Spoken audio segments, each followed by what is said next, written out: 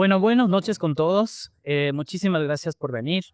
Bienvenidos a las jornadas de conversatorios que estamos armando en colaboración con Ciudad Micrófono y El Cíngaro, a quien agradecemos por el espacio que nos han dado para este evento. En esta ocasión hemos denominado el conversatorio de la vitalidad al abandono, donde queremos explorar con nuestros invitados los retos y las oportunidades que tiene la 10 de agosto y las razones por las que se ha despoblado y está en una seria crisis de desocupación. Para empezar, quiero resaltar un tema que es importante, es un espacio seguro, esperamos que todos se sientan libres y tranquilos de dar sus opiniones, las cuales serán escuchadas y con todo el respeto que se merece. El formato está armado de manera que tenemos una conversación con nuestros invitados por el lapso de 45 minutos, una hora, y después abriremos el panel para que hayan comentarios y podamos construir un diálogo entre todos. Para empezar, quiero hacer una pequeña introducción al tema. La 10 de agosto es una arteria histórica y un eje estratégico de Quito. Se extiende desde el centro histórico hasta el Parque Bicentenario y actualmente enfrenta un problema grave de subutilización y despoblamiento. Un estudio reciente del Instituto de Investigación de la Ciudad, denominado El vaciamiento y la subutilización de la 10 de agosto, analiza el declive de este eje importante de la ciudad en los 7 kilómetros de extensión del eje y un radio de influencia de 500 metros a partir de este eje. Este estudio nos da cuentas de un problema de desocupación que en el lapso de los dos censos que ha tenido el país enfrenta un despoblamiento que está alrededor del 50%, es decir, una pérdida de habitabilidad del 50% de sus habitantes. Ahora, ¿por qué es importante el diálogo? Hoy queremos no solamente hablar de los problemas, sino también de las oportunidades que nos puede dar la 10 de agosto. El abandono de la 10 de agosto es un problema complejo que tiene que analizarse desde varias ópticas, tanto desde lo urbanístico, lo económico, lo social, lo comunitario, lo normativo, y no se puede resolver desde una visión individual. El diálogo entre distintos profesionales es importante. Esto nos permitiría construir una visión de ciudad más cohesionada, desarrollar o pensar en algunos incentivos que nos permitan repoblar la 10 de agosto y hacer que se vuelva un eje importante de la ciudad, que pueda a la vez ser un laboratorio en el que podamos probar estrategias no solamente a nivel de repoblamiento, sino también de, de ejes como la sustentabilidad, el cambio climático, pero también la historia. El eje de la 10 de agosto es un eje que cuenta con una importante cantidad de edificios patrimoniales, los cuales hay que tratar desde una óptica práctica, pero también consensuada entre todos los participantes y los residentes. Con esta pequeña introducción quiero invitar y quiero presentar a mis invitados. Para empezar, a Grace Yepes, arquitecta por la Universidad Central, que tiene barra. Es doctora en urbanismo sostenible y resiliencia. Con 20 años de experiencia es docente y es investigadora universitaria y ha participado en múltiples proyectos de planificación territorial y urbana con un enfoque de cambio climático y sustentabilidad aplicada. Nos acompaña ahora como coordinadora del equipo que fue ganador del concurso del Corredor Metropolitano de Quito, lanzado por el municipio hace más o menos 5 años. También nos acompaña León Proaño, arquitecto también por la Universidad Central, máster por la Universidad de Arizona en gestión de proyectos. Ha desarrollado su carrera profesional en el ámbito inmobiliario, siendo el gerente fundador de Proaño, promotora inmobiliaria, y ha participado en iniciativas gremiales que actualmente es el vicepresidente de Constructores Positivos.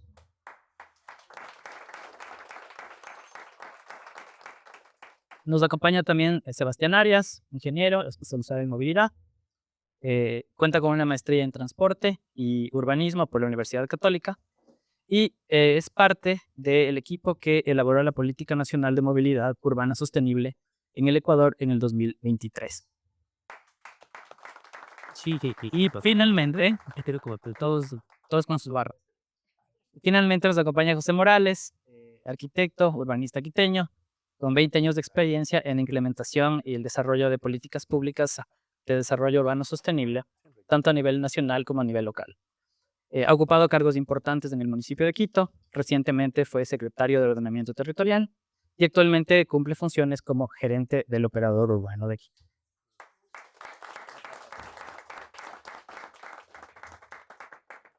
Con esta introducción, muchas gracias a nuestros invitados, gracias por acompañarnos, un panel nutrido y un panel de lujo. La idea es que podamos tener una conversación entretenida, siéntanse libres de conversar y explicar y dar su opinión en el momento que así lo considere. Entrando al tema, una de las principales preocupaciones que tenemos todos, no tanto como profesionales, sino como ciudadanos, es tratar de entender cuáles han sido las razones que nos han llevado a esta condición de la red de agosto. Muchos hablan de la existencia del trole como un eje que cortaba la ciudad longitudinalmente, digamos, todo el eje de la 10 de agosto.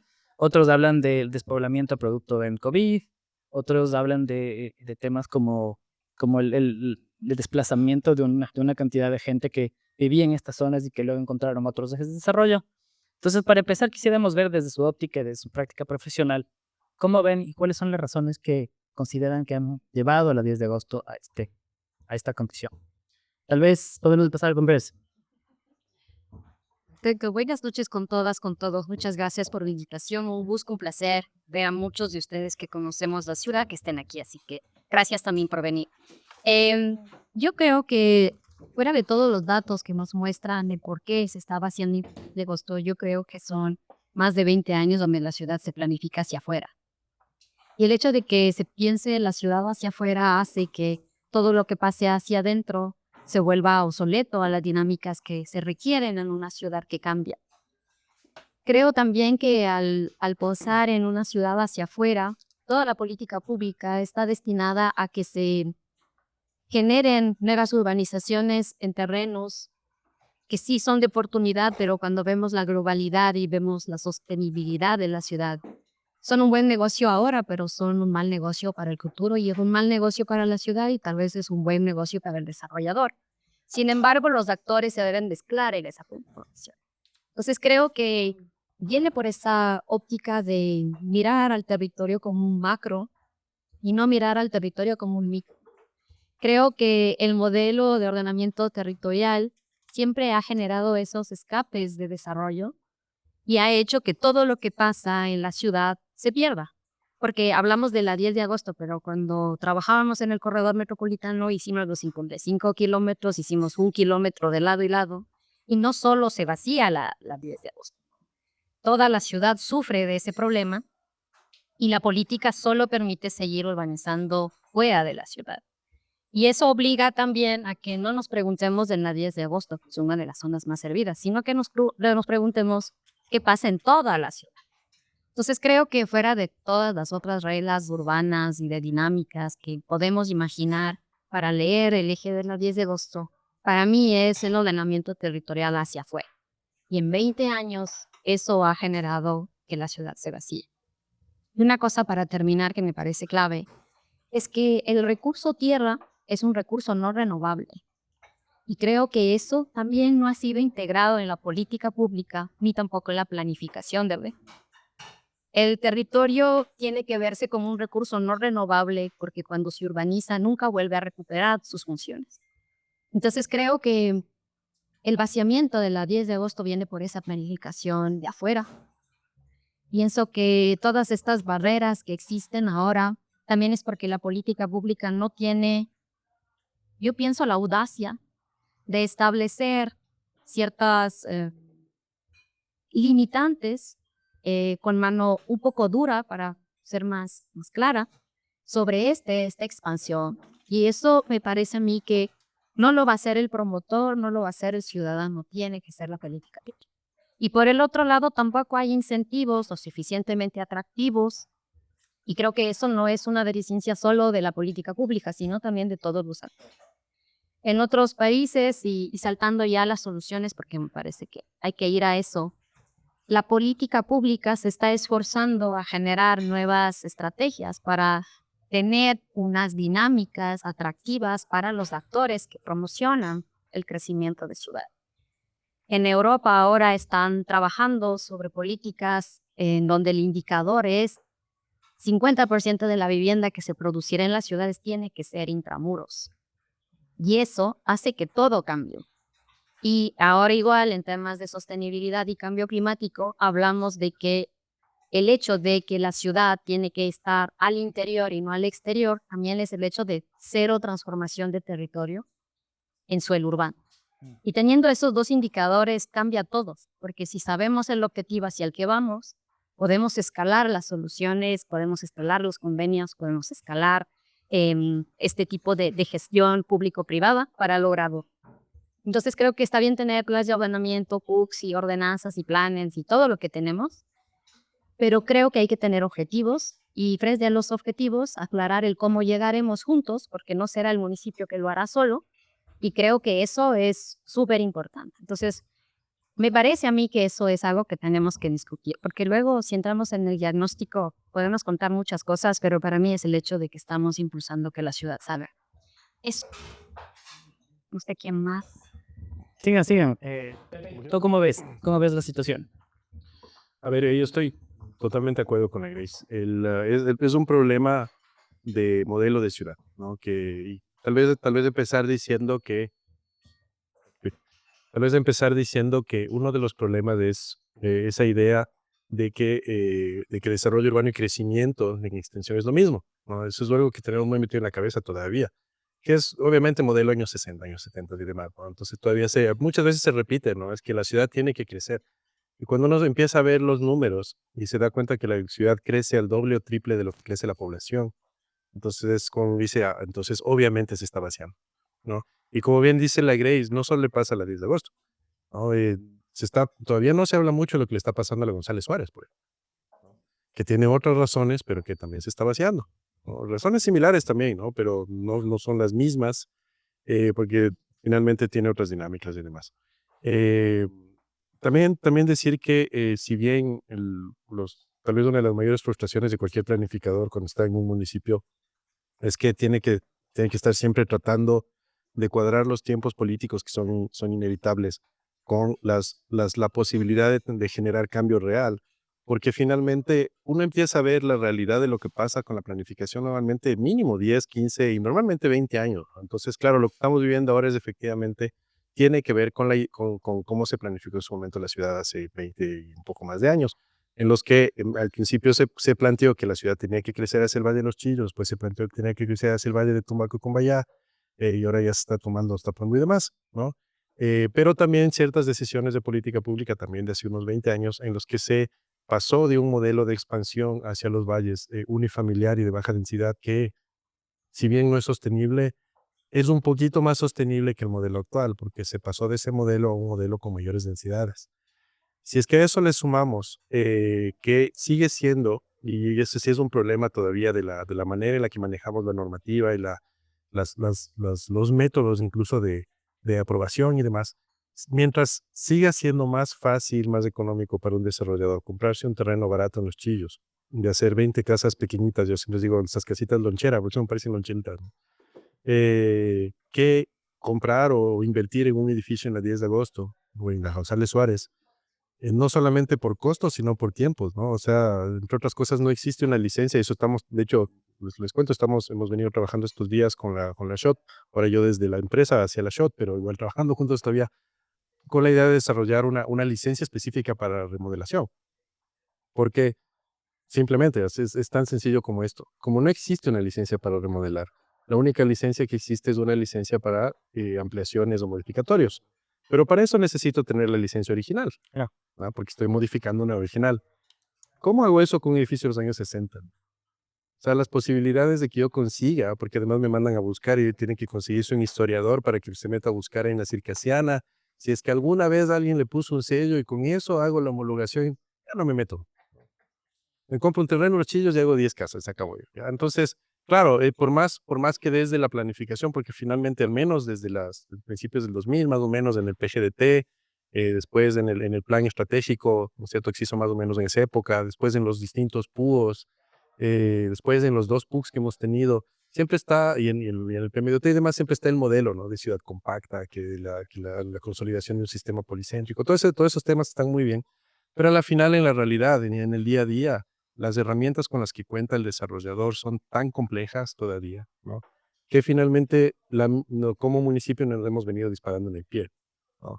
Entonces, más bien hay que hay que cambiar el chip desde la misma manera en la que como municipio se manejan las cosas y efectivamente lograr de que sea por incentivo, sea por facilidad, o sea por lo que fuera, resulte mucho más fácil remodelar una edificación existente, ¿no es cierto?, en zonas centrales, servidas y demás, que seguir creciendo en extensión, ¿no?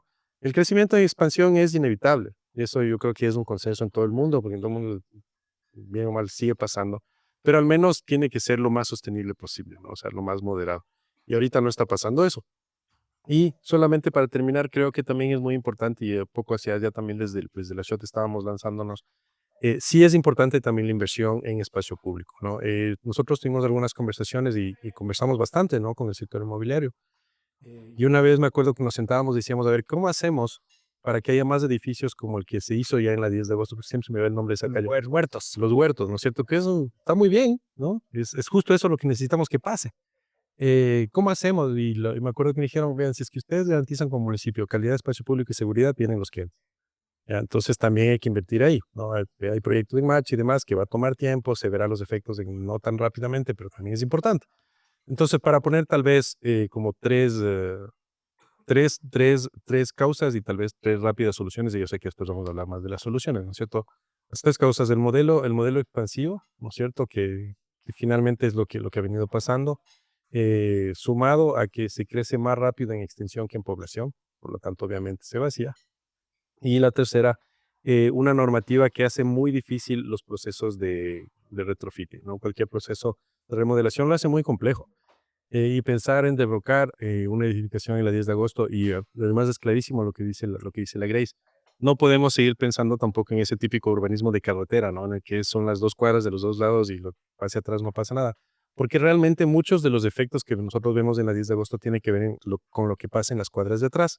Ustedes se fijan, y eso también se ve en el estudio que hizo el Instituto de la Ciudad, varía mucho, ¿no es cierto?, en dónde se concentra más o menos ese despoblamiento. Y en las zonas en las que el entorno de la 10 de agosto tiene mejores condiciones, no es tan fuerte. En las zonas en las que el entorno tiene condiciones, por ejemplo, de abandono de muchos años, como lo que pasa en la parte de atrás de la misma Carolina, que es curiosísimo, ¿no? Al final, porque bueno, no es tan curioso porque la mayoría son predios públicos, abandonados, botados ahí, ¿no es cierto?, que con toda la complejidad que eso genera alrededor. Justamente son esas zonas las que se han ido despoblando con mucha fuerza. O zonas en las que había mucha concentración de instituciones públicas que se vaciaron y se fueron a otro lado. Y el Estado no ha hecho nada con eso, ¿no? O sea, la cantidad de edificaciones, sobre todo en la zona de la Mariscal, que eran de ministerios, etcétera, ¿no es cierto?, que se dejaron vacíos, botados, ¿no?, o subutilizados, es brutal. Y un gran edificio como el del antiguo Ministerio de Finanzas, que tranquilamente podría hacerse vivienda muy fácilmente, está ahí botado, ¿no?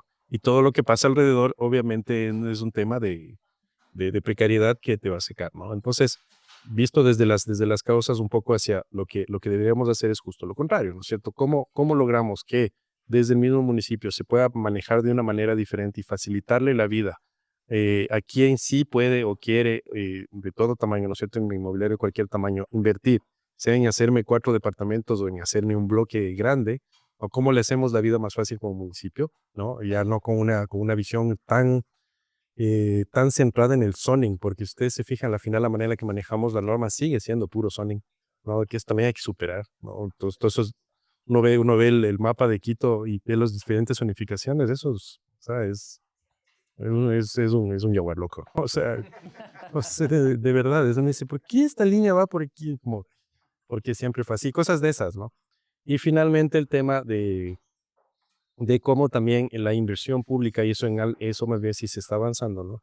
Cómo la inversión pública también genera esos disparadores, ¿no? Y eso se ha visto en muchas partes del mundo y ha funcionado bien.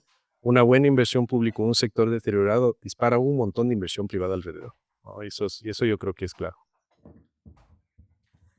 Súper interesante lo que comentan. A mí me salta una duda y me parece que Joan puedes dar un poco luces en el tema. ¿Qué es lo que hace falta para que el sector inmobiliario tome interés en volver a la 10 de agosto? Hemos tenido intervenciones interesantes, como el caso de los huertos, pero que se quedó congelada y rodeada de predios que están abandonados. No tenemos, hay muchos predios vacantes en la 10 de agosto que son de importantes áreas, pero aparentemente no hay interés por el sector inmobiliario, más allá de que efectivamente sea una falta importante de inversión pública. Bueno, buenas noches. Primero, hablemos un poquito de lo que yo pienso que son las causas. Luego te respondo a tu pregunta. Estaba yo pensando y el otro día yo creo que soy el mayor de todos ustedes y me acuerdo que la 10 de agosto, y me acuerdo que la 10 de agosto era un eje comercial, ¿sí? Un eje comercial, pero un eje comercial pensado en lo que estaba pensado toda la ciudad de Quito antes, que era el vehículo. Entonces tú ibas, parqueabas tu vehículo, ibas, comprabas, salías y te ibas a la casa.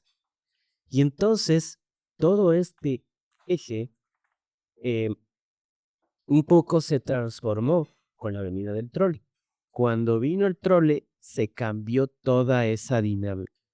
Y ya no fue más de esa dinámica social, esa dinámica de voy, compro algo, hago algo por ahí, como algo por ahí, hago mis trámites y me voy. Ahora ya no puedo hacer eso porque tengo que parquear lejos. Entonces para mí ya no es cómodo ir a la 10 de agosto. Y entonces todas las personas ya decían, ¿dónde está? Es en la 10 de agosto, chuta, en la 10 de agosto, ¿no? Entonces, bueno, por un lado empezó a haber una migración de todos los negocios que habían ahí porque ya no eran accesibles desde el vehículo. Claro, eso fue pensado en una dinámica de voy a beneficiar a toda la ciudad con este trolebús que me va a tener tantas personas transitándose y en efecto pudo haber beneficiado a la ciudad, pero la 10 de agosto en específico yo creo que sí le perjudicó porque se cambió la dinámica. Entonces empezaron a quedar todos esos edificios vacantes, empezaron a bajar los precios de los arriendos, pero aquí viene en cambio la otra parte, que es la parte normativa. Estaba justo ahora revisando, porque claro, a la 10 de agosto los productores inmobiliarios no le paramos bola, entonces tengo que meterme ahorita al planito ese de catastros a ver qué zonificación tiene. ¿Sabe qué zonificación tiene? Tiene, la mayoría de la 10 de agosto tiene una zonificación de 10, una edificabilidad, perdón, de 10 pisos, con un máximo de 16, con un costo del 70% para arriba. Entonces, eso, ¿qué es lo que hace? Si es que yo soy un dueño de un terreno ahí y digo, aquí voy a poder construir 10 pisos, entonces lo que te hago es te expongo el precio del terreno para que construyas un edificio de 10 pisos. Y ahí es cuando viene el problema. Entonces se hace una zonificación pensando en lo que yo quiero que se desarrolle ahí como ciudad, pero no lo que se va a poder desarrollar efectivamente como una promoción inmobiliaria porque el precio de terreno está muy alto. Y ahí esto no va a sonar como que soy promotor inmobiliario, pero ahí debería bajar la dificultad. Y no deberían haber esos 16 pisos, porque para colmo de todos los manes, ahora todos los dueños de los terrenos no te venden el terreno por los 10 pisos que te permiten construir, sino te venden el terreno por los 16 pisos que podrías llevarle a comprar al municipio. Y entonces ahí estamos en un problema muy grave porque en la 10 de agosto no consigues un lote de terreno en el que puedas hacer una vivienda que sería la que demande el público en este momento, que sería una vivienda de unos 1,200, $1,500 el metro cuadrado. ¿Sí? Entonces, ahí estamos en una discrepancia entre lo que te dice la normativa porque el municipio piensa que se debe desarrollar de una manera y lo que efectivamente va a pasar en la realidad cuando un promotor va a tratar de comprar ese terreno. La otra cuestión, y visto desde el punto de vista inmobiliario sobre la expansión urbana, si nosotros estamos de acuerdo, o sea, tenemos que ir a las centralidades, pero eso dice el PUCS. Y eso, como tú nos decías hace un momento, han dicho todos los instrumentos de planificación urbana. Dicen, vamos a las centralidades, nos va a resultar mucho más conveniente construir acá. Y todo eso queda en el papel y en la parte macro, en la parte del PUCS. ¿Cuál es el problema que nosotros vemos como desarrolladores inmobiliarios? Que en el momento en que ese PUCS, ese concepto que te dicen que no le expandas a la ciudad, se baja a la normativa pequeña, esa normativa pequeña, hablando de las normas de arquitectura y todo lo demás, en cambio te pone el pie y no te deja construir en estos espacios contrasalariales, complicadísima como para poder construir dentro de la ciudad.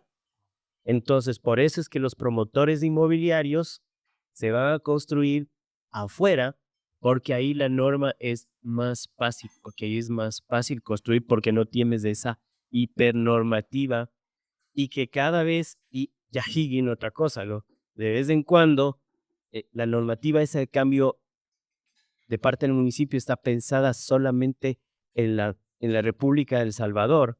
Y cuando piensa la normativa en la República del Salvador y empiezan a obtener una normativa para que la República del Salvador no se desarrolle de tal o cual manera, te empieza a afectar los lotes en donde puede realizar vivienda de interés social y respubi. Para nosotros, si estamos de acuerdo en que es mucho mejor que se tenga la vivienda de interés público y la vivienda de interés social en la centralidad, en la 10 de agosto, en lugar de que se lo tenga lejos y que tenga que haber todos esos traslados que tenemos que hacer todos los días. Es 1 hora y media de traslado de ida, 1 hora y media de traslado de vuelta, 3 horas de traslado para trabajar 8. O sea, eso es de metrópoli. Eso no es calidad de vida. Ni en Tokio pasa eso. Entonces, calidad de vida, contaminación. Pero, ¿qué es lo que tenemos que hacer en política pública para hacer que eso pase? Tenemos que empezar a tratar de que los terrenos aquí en el no en el hipercentro desarrollado de la República del Salvador, porque eso va a ser imposible, pero, por ejemplo, 10 de agosto, Quitopía, Ujú. los terrenos ahí tienen que ser pensados en que se pueda desarrollar vivienda de interés público, por lo menos. Ujú. ¿Ya? Pero ¿qué es lo que está pasando? Que eso no se piensa en esa dinámica. Entonces yo me pregunto ahorita, saliéndonos un poquito al tema, yéndonos un poco para hacer una analogía, porque luego podemos hacer también podemos hacer un símil de lo que estamos haciendo en Quitopía. Podemos hacer un símil y hacer una inversión pública que atraiga y aquí contesto a tu pregunta, ¿qué es lo que necesitamos los promotores inmobiliarios? Los promotores inmobiliarios construimos donde la gente quiere vivir. Nosotros no vamos a construir una parte para que después le digamos a la gente, vengan a vivir en este edificio tan bonito. Nosotros vemos dónde la gente quiere vivir y allá vamos. ¿Y dónde la gente quiere vivir? La gente quiere vivir en un espacio urbano regenerado. La gente quiere vivir en un lugar donde la calidad de vida sea muy buena, en un lugar donde tenga una obra emblemática, en un lugar donde pueda salir a un parque. Entonces, todo tiene que comenzar de la regeneración urbana, tiene que comenzar con la inversión pública. En el momento en que hay algún parque, en que hay algo bonito, la gente quiere ir a vivir allá, entonces nosotros inmediatamente vamos a decir, acá es donde vamos. Chévere, Joan, me parece interesante. Y has topado un tema que para mí es fundamental. Y Sebas seguramente quien nos puede dar luces también al respecto, que es el tema de la movilidad. Tenemos del trole, tenemos del metro, los BBTs, pero parecería que el quiteño no termina de acostumbrarse o animarse a usar el transporte público. ¿Qué le falta al transporte público de Quito para tener este efecto activador de la zona? El trole fue un eje que cortó la ciudad en alguna medida. Ahora el metro te da unas alternativas de desarrollo alrededor de sus paradas, pero parecería que le falta algo, parecería que no concatena con el resto de estas dinámicas que buscaríamos en la ciudad. Sí, José Luis, y yo más bien rescato las palabras de Grace porque creo que en estos últimos 20 años de planificación de la movilidad ha tenido un papel que es básicamente ser bombero de los problemas que no se están resolviendo desde la planificación territorial y de este crecimiento, porque no es un desarrollo, como tú muy bien lo decías, un crecimiento tan acelerado que no logró controlar la municipalidad. Y también fue, digamos, aprovechado por los sectores privados. Es súper interesante, yo no sé si ustedes lo han visto, pero nosotros dentro de movilidad vemos un tema que se llama las líneas de deseo, es decir, de dónde a dónde tú te quieres movilizar en la ciudad. Y si es que ustedes toman en el año 90 las líneas de deseo, las principales líneas de deseo están entre norte y sur. y pasando por el centro histórico. Es decir, era una ciudad longitudinal. Y creo que uno de los grandes problemas es que los planificadores se han quedado también con esta idea antigua, ¿no es cierto?, de que Quito es longitudinal. Con el tema de la puesta en marcha del trole en el año 95, lo que se hace es tomar la mejor ruta, que ustedes se recordarán, esa ruta de la 10 de agosto era la ruta del tranvía hace muchísimos años. Entonces, ¿pero por qué se toma esa ruta?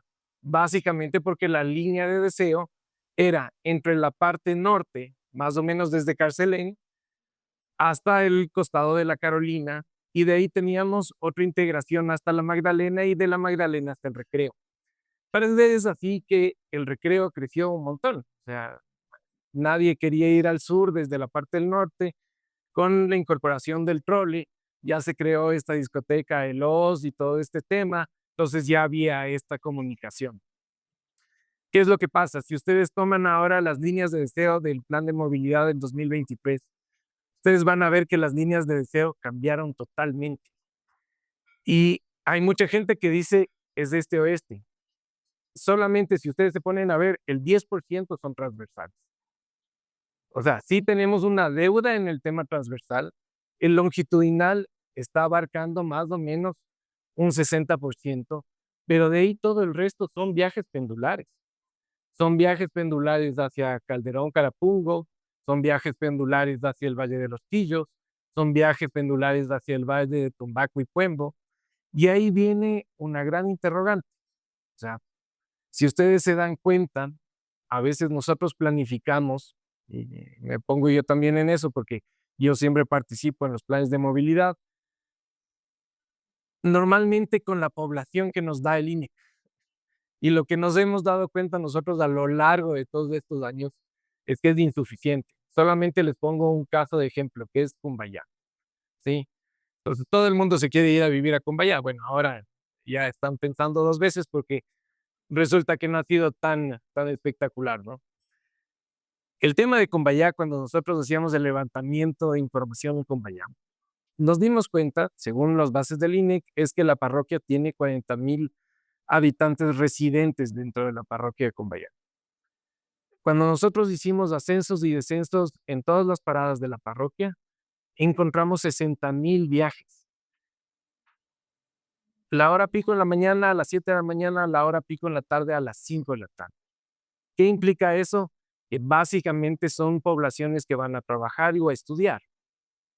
Si es que una persona hace 2 viajes al día, uno en la mañana, uno en la tarde, significa que tenemos una población flotante de 30,000 personas que llegan en transporte público a Cumbayá. Entonces, ahí discrepo un poco, porque no es que no se está utilizando el transporte público, sino que no le damos esa importancia que realmente tiene. Imagínense que esas 30,000 personas de población flotante diaria que llega a Cumbayá, llegarían en vehículo particular.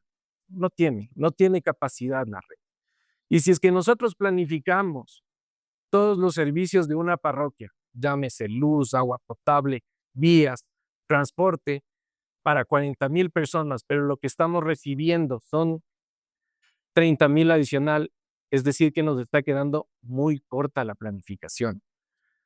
¿Cuál es el problema?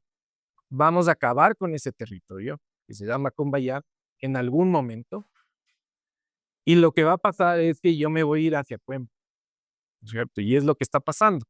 Ahora tenemos grandes equipamientos que se están asentando en Puembo, pero van a tener las mismas problemáticas que se está dando en Cumbayá. Y de pronto después iremos a Checa y algún día llegaremos hasta Papayacta, si es que ojalá Dios no lo permita. Pero esa es un poco la dinámica. Entonces, ¿a qué se debe apostar? Y lo decías muy bien.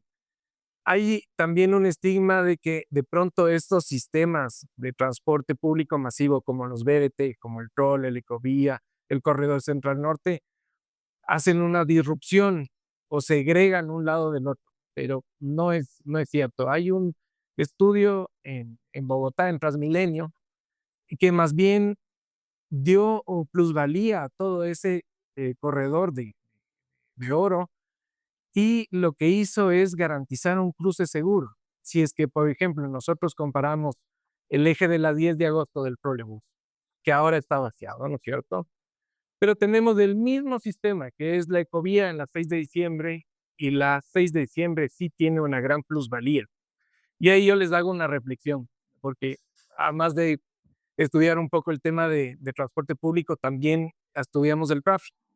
Y los ingenieros que estudiamos tráfico, hay la Biblia del tráfico, que es básicamente el HCM, el Highway Capacity Manual. El Highway Capacity Manual es un manual estadounidense creado en los años 70, donde ellos ya medían en cada uno de los equipamientos cuál era la generación de viajes para cada equipamiento. Y ahora que el Jacobo y el José Luis me invitaron a la entrevista, comencé a sacar unos datos que tenemos ahí en la empresa y comenzamos a ver primero los equipamientos que tienes en la 10 de agosto. En la 10 de agosto todavía existe comercio, ese es el mayor rubro, al menos en planta baja, pero es un equipamiento de tipo comercial de escala media-baja. No tienes alta rotación. Y una cosa que me llamaba la atención, decía, oye, aquí no hay ningún Supermaxi, ni Tutti, ni nada de esto. A comparación del eje de la 6 de diciembre, que ahí tú tienes el Megamaxi, tienes más allá el Ticentro, tienes más allá el Multicentro y todos estos ejes. Y ahí viene un problema social, porque desde la movilidad nosotros topamos tres aristas. La una, la parte técnica, que la vimos ahí con estos movimientos o las líneas de deseo que tú tienes, el uso de suelo que tú tienes, y yo coincido contigo, este tema del tuning es un modelo caduco que no sirve. Tienes el otro que es el componente económico y un tercero que normalmente no se topa, que es el componente social. Y les voy a contar una cuestión. Cuando estábamos haciendo el análisis de Cumbayá, hicimos más o menos 210 encuestas. Y el tema es que la mayor parte de ciertos barrios de Cumbayá, entre esos la parte del Reservorio y Pillagua, tienen a sus hijos en el colegio americano. Sus hijos tienen que viajar 1 hora de ida y 1 hora de regreso al día. Y cuando tú le preguntábamos a esas personas que nos hacían esas respuestas, oye, ¿por qué no le cambias a otro colegio acá? Tienes el alemán, tienes el menor, tienes algunas otras opciones. No, porque yo estudié en el americano y mis hijos van a estudiar en el americano. Hay un componente social súper importante que lo perdemos de vista. Lo mismo para las personas que vivían en San Juan Alto, hicimos un mapeo de todos los equipamientos que tenían servidos en su zona. Tenían panaderías, tenían boticas, tenían centros médicos, tenían centros de educación, pero no, el tema social es importante. Entonces, la persona no iba a comprar el pan a 2 cuadras que tenía su panadería y tomaba su vehículo para irse al centro comercial La Escala porque ahí me gusta el pan de ahí. Entonces, eso comienza a generar viajes totalmente innecesarios y provoca un problema. Ahora bien, les hago ahora sí la comparación con la 10 de agosto. El problema social que radica en ciertos estatus sociales y económicos en la ciudad de Quito es que no aprovechamos los espacios públicos. No tenemos un espacio de encuentro en los parques, en las calles, como si los tienes en otras ciudades. Por ejemplo, yo vine recién de Buenos Aires, todo el mundo está disfrutando en los parques. ¿Dónde se ha convertido en nuestros parques? Básicamente los centros comerciales. Los centros comerciales es donde te estás encontrando con personas, donde estás haciendo las compras, donde estás haciendo pasear a los chicos. Y ese es un problema. Y si es que lo pasas a la 10 de agosto, donde no tienes ningún centro comercial, el más cercano es el centro comercial Quitus, ahí en la parte de abajo de la Universidad Central, no tienes otro. Y no tienes espacios públicos donde puedes hacer esa conexión. Les cuento porque revisé los datos a propósito de venir acá. Y las paradas del trole tienen más pasajeros que las mismas paradas de la ecovía. Y nosotros contamos más peatones en la 10 de agosto que en la 6 de diciembre en muchos tramos. Pero una cuestión súper curiosa. en la 10 de agosto, si digamos, la curva es así, a las 5 de la tarde comienza a subir la curva de los peatones y a las 6 hay un pico y se baja drásticamente, frente a las 6 de diciembre, que comienza a subir desde las 5 y el pico es a las 7 y se va manteniendo 8 y recién a las 9 comienza a bajar. Es decir, hay otra dinámica, ¿cierto? Todos estos equipamientos que han generado un montón de viajes le provocan un dinamismo mayor a las 6 de diciembre que a la 10 de agosto. Interesante lo que comentas, Seba.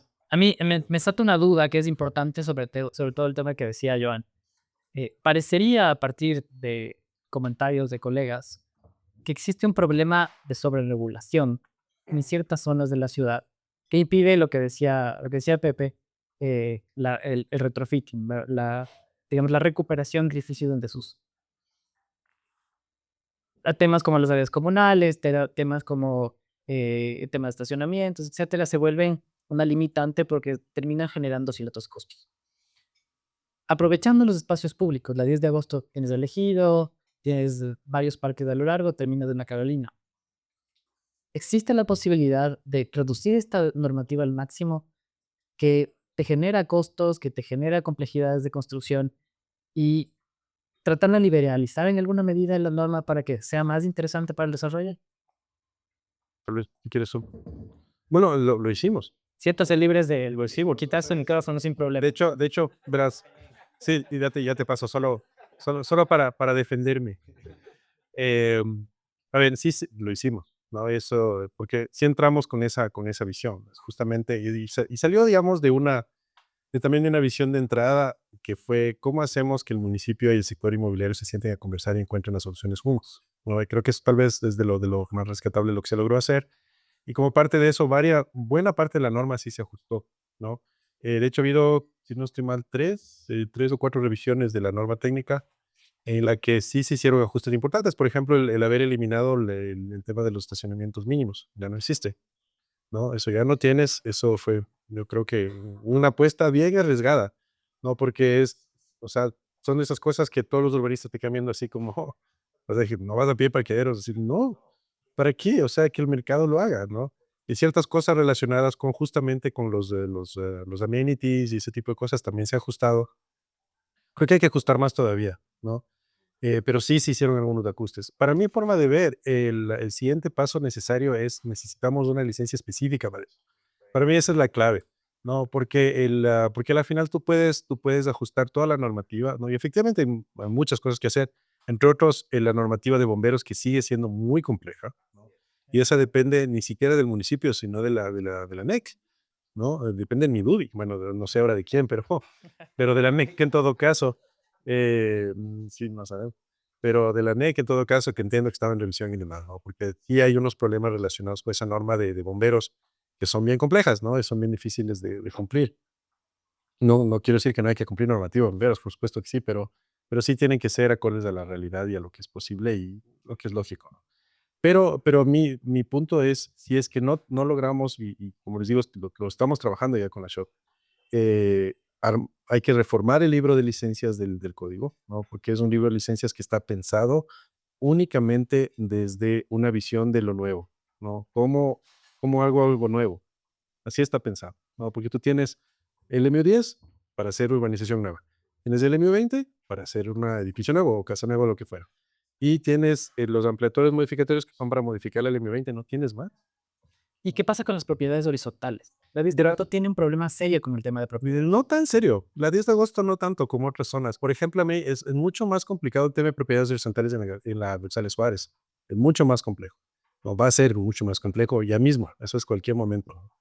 De hecho, pues, vemos precios de venta en la González Suárez están en el piso, o sea, porque nadie quiere vivir ahí, ¿no? Son departamentos gigantes pensados en un momento en el que, claro, era otra la cosa, ¿no? Como se esperaba vivir en las clases altas, incluido el ascensor solo para servicio, cosas de esas que ahorita no tiene ninguna lógica, ¿no?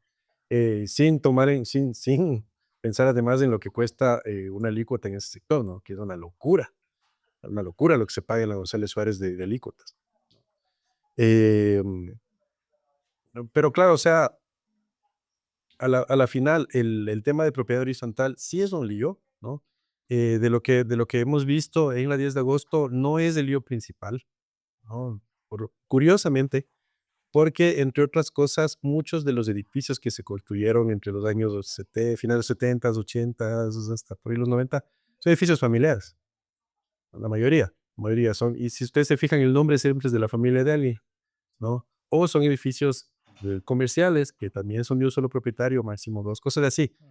¿Hay problemas de herencia? Sí, tal vez menos grave que el del centro histórico, que es un caos, pero sí, por ahí un poco sí va justamente por el origen de los edificios, pero justamente el tema de propiedad horizontal no es tan complejo ahí es mucho menos complejo que en otras zonas, ¿no? Y tal vez solamente cerrar, aprovechando que le robé el micrófono a Pobi ya. Sí, repito la pregunta. Hablando, me dejaron pensando en el tema de las 6 de diciembre y de la zona de la República de El Salvador. Si uno hace un poco memoria, antes de que se haga todo el primer soterramiento fuerte en la zona de la República de El Salvador, la República de El Salvador era una zona que medio crecía. O sea, había un par de edificios, no era una zona como es ahora. Empezó a dispararse el momento que el municipio entró y hizo una mega inversión, una inversión importante, con sus bemoles, ¿no? Efectivamente, sus defectos, pero en el que se metió tal vez uno de los proyectos de soterramiento y espacio público más grandes que se ha hecho en los últimos 20 años, ¿no? Y ahí se disparó. Hoy es efectivamente eso, porque una de las razones, yo lo puedo decir porque además vivo ahí ya muchos años, en esa zona, y vi cómo cambió justamente en esa época y la vivo todo el tiempo. Los que vivimos en esa zona no tenemos carro, loco. O sea, es así de simple. Yo no, a pie no necesito carro nunca. Y mejor ahora con el metro, ¿no? Con el metro, todavía mejor. Pero justamente porque yo me puedo mover al cine, que está en la 6 de diciembre, ¿no? O está en X Centro, puedo irme a hacer compras a pie. Tengo todo a la mano, que efectivamente en el 10 de agosto no sí. Pero ahora sí. Perdón. Espera. Ya. Pero Por eso, me sigue pareciendo que vemos al transporte como un problema y es una gran solución. Le Paukenin a 10 de Gosco. En el corredor metropolitano se mueren todos. Nosotros poníamos todo el perímetro con un objetivo de menos 80% de vehículo privado. Entonces eso obligaba a que no sea un edificio que no tenga estacionamiento, sino toda una área que prácticamente va a transformarse en áreas donde el peatón va a poder tener más espacio. Y creo que estos objetivos en los macros y luego en los micros también tiene que pensarse en el multiactor, ¿no? Porque aquí hablamos de un promotor inmobiliario estructurado, pero tal vez el futuro de la 10 de agosto son aquellas herencias que transformándose en propiedad horizontal se vuelve un buen negocio y entonces por el interesante, o tal vez son cooperativas que pueden generar un tipo de desarrollo, porque me parece también que seguimos pensando en la inversión pública como que la tenemos y no tenemos plata, ¿no? Y el municipio no tiene dinero suficiente para una inversión masiva para volver atractiva a la 10 de agosto. Entonces creo que también hay que dejar de tener este miedo a hacer estas cosas, decir no estacionamientos, vamos a bajar ciertos requerimientos. Bueno, lo de las normas, en Francia hay muchas normas, entonces realmente yo creo que no es una cuestión de bajar las normas o como decías, liberar las normas. Creo que hay que pensar en una norma específica para ahí, porque es la única forma de bajar la realidad técnica a esos desarrollos. ¿Qué es una regla técnica para esa zona? Claro, porque la regla técnica tiene que ser un instrumento, no la trampa, pues. Y eso es algo que tenemos que también sacarnos a la vez, si que el transporte es un problema, no es un problema. Y también en el momento que hacíamos el corredor metropolitano, aunque es el 10% en términos de cruces que se querían hacer, son tan importantes porque de esos 10% hay en cantidad de pobladores que se mueven en ese sentido para llegar a los ECTES, que son súper importantes, a la altura del Condado más arriba, a la altura del Recreo también. Entonces, yo creo también que hay que empezar a entender que una norma específica es necesaria. Necesario. 2, hay que pensar en una zona, no en la 10 de agosto. Cuando hablamos de espacio público, nosotros sacábamos el trole hacia las vías que actualmente están de vehículos y hacíamos que todo el eje sea una ciclovía al estilo Bogotá. Y claro, cuando lo defendíamos decían, no, pero bicicletas, ¿pero por qué? Si hay tantas y estorba. Pero sepan que en la ciudad de Quito, el 60% de la población usa el transporte. O sea, el problema del transporte sí está ligado está ligado al hecho de que hay un 40% de gente que se moviliza en auto y que cautiza la ciudad. Entonces yo creo que es también el pensar así, porque no vamos a tener dinero para hacer esas inversiones súper atractivas para los promotores. Entonces, ¿qué podemos hacer? Tal vez hay que empezar a hacer nuestros viejos planes parciales, que todo el mundo les odia, que creo que son súper herramienta, porque al final puedes empezar a hacer un equilibrio de desarrollos, pero con multiactores, multipropósito. Creo que hay que también pensar que la ciudad no la hace solo los promotores inmobiliarios, sino las hacemos todos. Y que tiene que haber un interés económico, y lamento eso, aunque a mí me parece que es doloroso decir a alguien que trabaja en sostenibilidad, hay que pensar en la plata. Sí, hay que pensar en la plata, porque la sostenibilidad se la paga. Todo cuesta. Todo cuesta. Si vamos a hablar de cambio climático, la 10 de agosto, o sea, todo el eje del corredor metropolitano, es un eje que en el COVID mostró su necesidad de convertirse en un corredor de emergencia de ciudad. Si la mitad de la ciudad, con un episodio de un temblor, vamos a necesitar una zona donde podemos acampar. Y suena así como doloroso, y nuestros amigos de la Politécnica Nacional les puede decir. Entonces, la 10 de agosto no es solo la calle por donde pasa el troll. O sea, la 10 de agosto, ese eje puede ser el espacio público de ciudad que es para todo tipo de emergencia de la ciudad.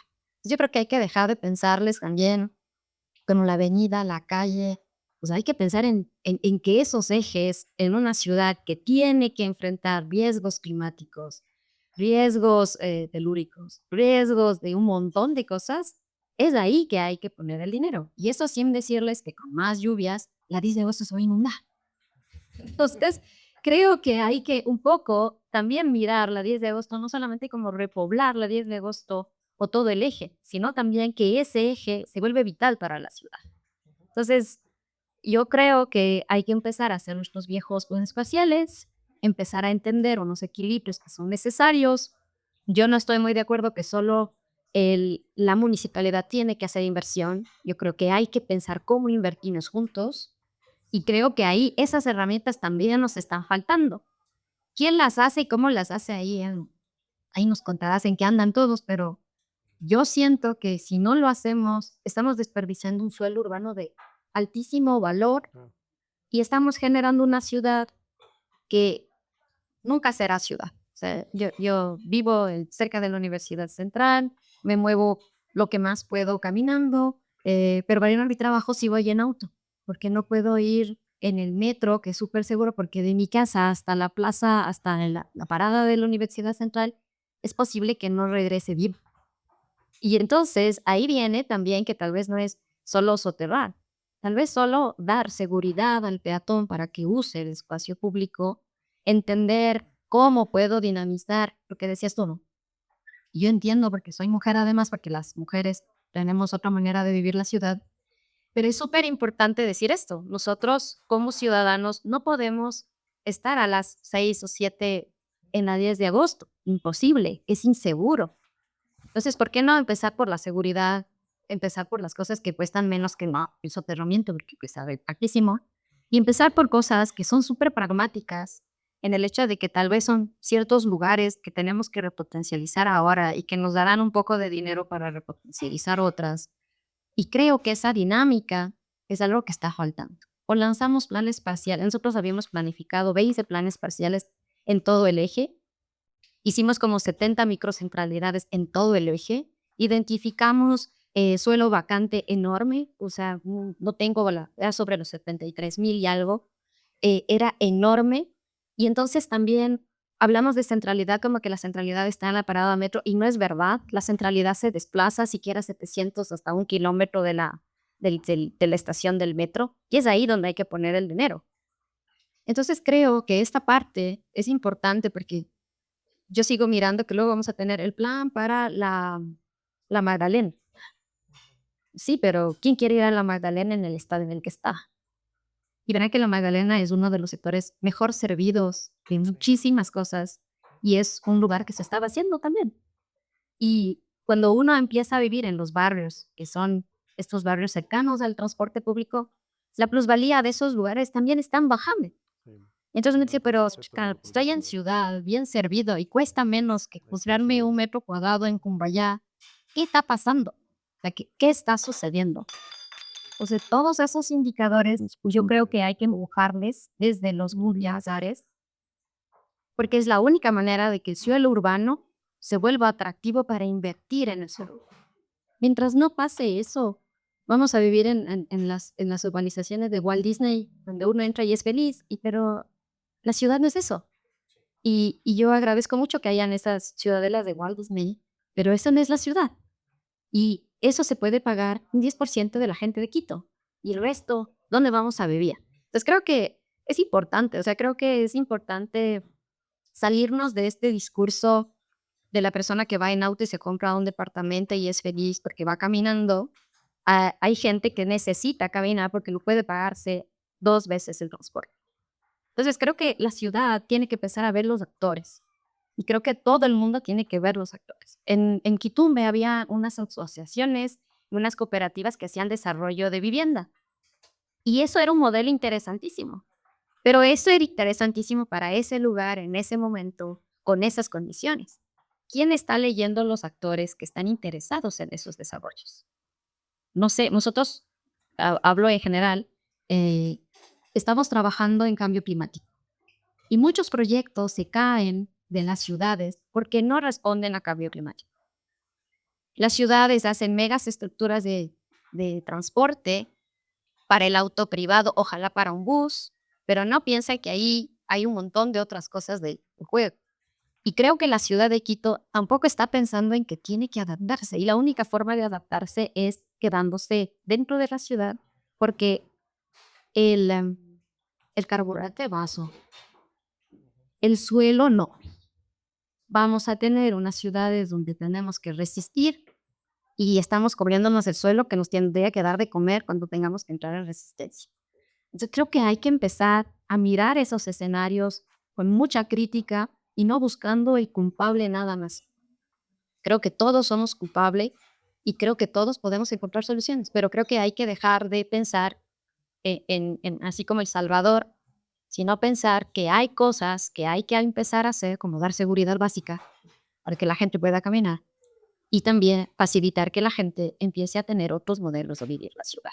Entonces, eso o sea, yo lamento mucho hablar de Walt Disney, aunque no quiero ofender a nadie, pero me parece que hay que dejar de vivir en esa especie de ambiguo, porque la ciudad, más del 70% es informal, más del 80% está en malas condiciones.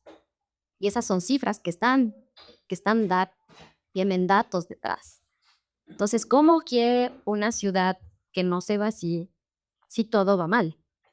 Y creo que el va mal es empezando de ustedes, porque no sé, haría la pregunta de cuántos de ustedes, no sé, han puesto un árbol enfrente de su casa y posiblemente el icono.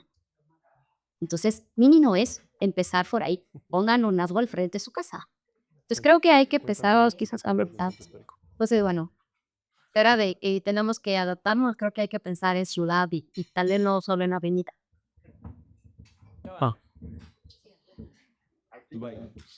Pero sí, un montón de cosas de acuerdo, ¿no? Y cuando pedimos inversión pública, la inversión pública no la pedimos para el promotor. La inversión pública la pedimos para el ciudadano. La ciudad. Sí, exactamente. No podemos pedir inversión pública para nosotros. Pedimos inversión pública para el ciudadano y el momento en que el ciudadano ve esa inversión pública, se sienta a gusto, vea que quiere vivir ahí, entonces, claro, ahí es donde se empieza a crear esa sinergia. Hace un momentito hablabas de que la República de El Salvador se desarrolló a raíz del soterramiento de campos. Yo creo que siempre ha habido una sinergia, ¿sí? Entonces, hay el soterramiento de cables, pero veamos cuántas remodelaciones ha hecho el Quisén y cuántas expansiones ha hecho el Quisén, ¿sí? Y cuántos edificios se han construido ahí y de qué calidad se han construido ahí los edificios. Entonces, si tú soterras los cables, construyes un edificio, obviamente el edificio, la gente va a querer ir a vivir ahí porque ya percibe esto como bonito. Haces un área comercial abajo, ya, listo, tenemos entonces esa necesidad, estamos creando esa necesidad que la gente vaya a vivir allá. Y ahí comienza la inversión. Es importantísimo. Yo no pienso que las ciudades se crean solamente desde la parte pública o desde la parte privada. Es muy difícil hacerlo independientemente. Yo creo que esas sinergias son súper importantes y así lo hemos visto en Quito y así lo hemos visto, por ejemplo, en la zona que estamos hablando, que es un referente, que es la zona de la República de El Salvador. Y esos son los modelos que un poco em, tenemos que irlos copiando en otras partes de la ciudad para que puedan seguirse creciendo, especialmente, por ejemplo, en esta parte de la Vía de Agosto. Cuando yo digo, hay dos maneras de que podamos repoblar eso. Uno es como un megaproyecto inmobiliario que sea el que atraiga luego las inversiones de otros promotores inmobiliarios. Y que vemos que en la 10 de agosto es muy difícil que eso pase porque no tenemos megalotes como para poder crear esos proyectos. El de Toyota, perdón. Por ahí el de Toyota, por ahí hay uno de Ferrotorre, hay patos puntuales, pero no te dan como para hacer un proyecto de uso múltiple tipo ciudad. Estoy hablando algo como San Patricio, que sería algo que realmente te atraiga. Por ejemplo, San Patricio, ¿qué hace? Se crea un proyecto inmobiliario privado y ese proyecto inmobiliario privado es el que te desarrolla el sector. Y en la 10 de agosto no vas a pagar CES. La 10 de agosto necesitamos crear una infraestructura, un equipamiento, un parque, algo que le atraiga a las personas a alumbrar ese sector y así vamos a crear esa sinergia. O sea, hay lugares, aquí podemos ver quién es primero, el huevo o la gallina. Hay en algunos lugares en los que los promotores inmobiliarios podrán ser quienes inicien esta sinergia y este círculo virtuoso, pero hay otros lugares donde tiene que ser la municipalidad o el gobierno central quienes inicie este círculo virtuoso. Buenísimo. El tiempo es corto siempre, los temas apasionantes. Se ve evidentemente que hay un consenso importante en la importancia, valga la redundancia, del transporte público, de su uso razonable. Parecería que los ejes transversales de la ciudad no terminan ayudando, pero también parece que hace falta una inversión importante en movilidad. La norma empieza a moverse, es una cosa bastante importante y buena. El diálogo con otros actores es necesario y lo hemos experimentado un poco todos en carne propia y en el ejercicio profesional. Y el tema de sostenibilidad como parte de no solamente lo que se entiende como la sostenibilidad de una parte superficial, como el verde y el árbol, es también ver la ciudad como un recurso limitado, como el recurso finito. La verdad es que el diálogo es importante y es necesaria. Esperamos que se puedan abrir alternativas. Existe el plan parcial de la Mariscal que está sobre la mesa y me parece que es un tema que también tiene que discutirse porque es un núcleo que va a ayudar al fortalecimiento de la del Bego y la 10 de agosto, que viene en el camino porque entiendo que se trató recientemente en el Consejo Mundial y así que pero es un tema que hay que tratar. Está interesante, ¿no? Queremos dar las gracias a nuestros invitados. Les queremos agradecer a la gente que nos mirará la publicación de este episodio y esperar que también nos hagan sus comentarios sobre lo que vamos viendo. Muchísimas gracias a quienes nos miran, perdón, y gracias al equipo que nos ayuda también con toda la parte de